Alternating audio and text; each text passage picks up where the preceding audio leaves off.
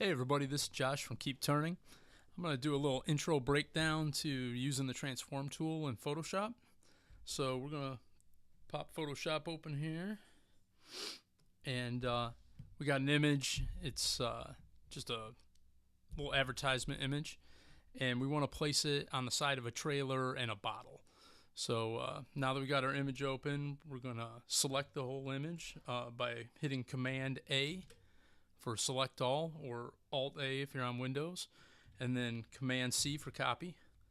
And let's open up our trailer image and hit Command V to paste it in.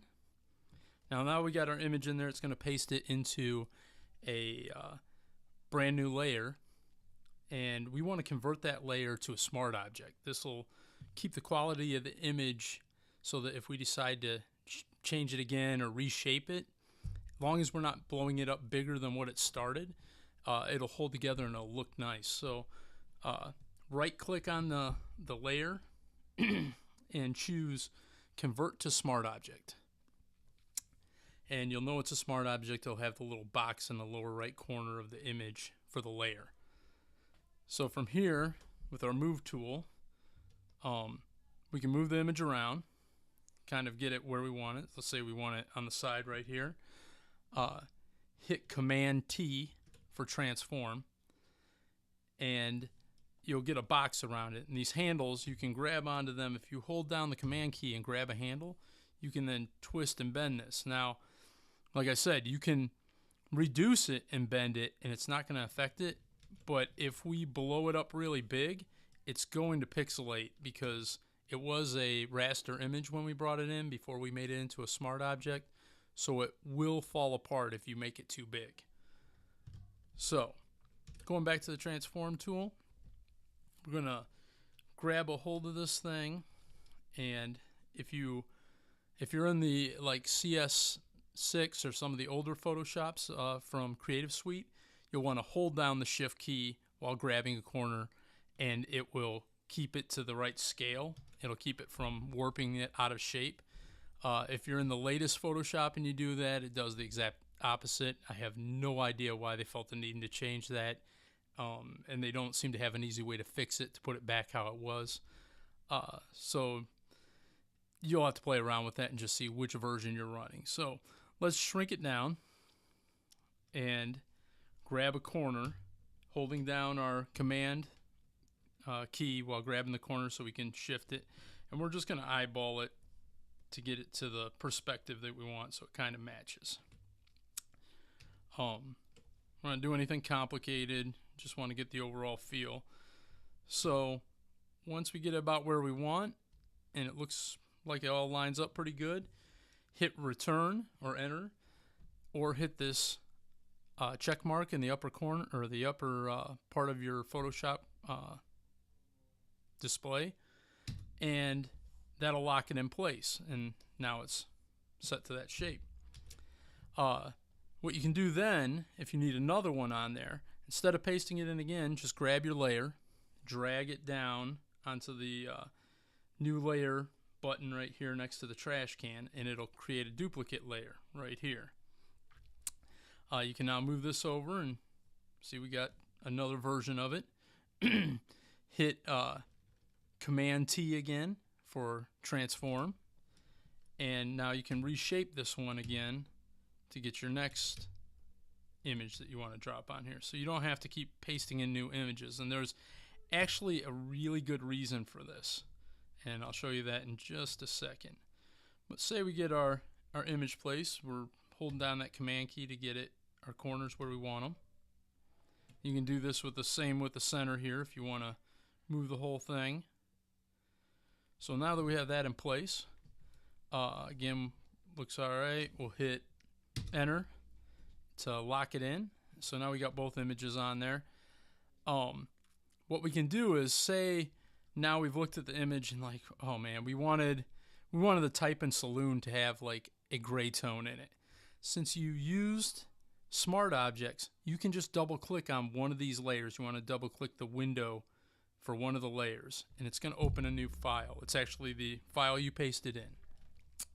Now if we wanted, we'll just use the magic wand tool real quick and We're going to grab this and we are going to fill it with a gray. And then we are going to go up to File and say Save.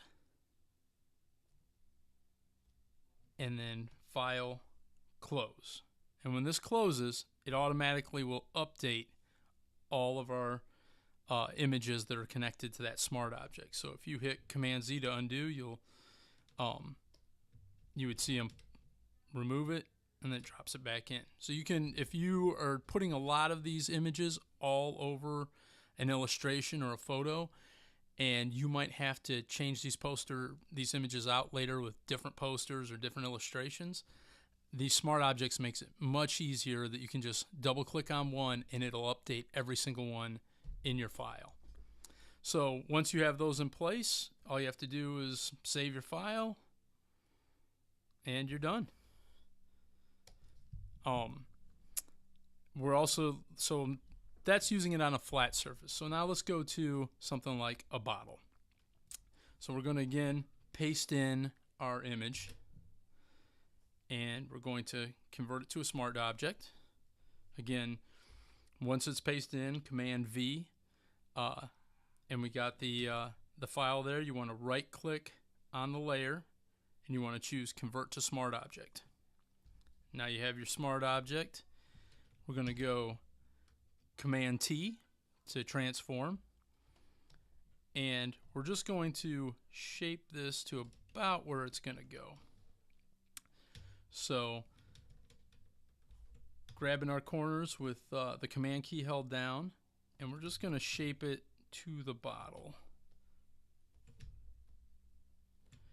Bring this down a little bit. Squash it a little bit like that, a little bit like this. Okay, so we got it in place there, but we want to now warp it. Now you have two options. What you're going to do is this right here next to you got the check mark and the cancel. You want this button right here, and it's going to change it to warp mode. So click that and you're going to see these lines appear on here. Now if you're doing, you can go in by hand and you can grab these and actually start warping the image by hand by grabbing the different lines. And that's great for certain things. That works just fine. If you decide you don't want to do it that way, let's see here. I thought I'd be able to just undo, but maybe not. All right, let's go back. You can also, let's resize this again real quick. Close enough. Okay, so we got our image there.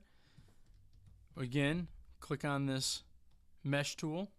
You can go over to your left here in the upper left corner and click this and choose arch. And what you're going to want to do is change the bend to a negative, let's try 30. We can keep going down. Let's see here. And it will actually warp it for you. And then you can check mark it and get it put into the place you want. Now, if it isn't quite right how you want it, again, you can go back and change some stuff, move things around. And again, you can hit this tool and get it where you want.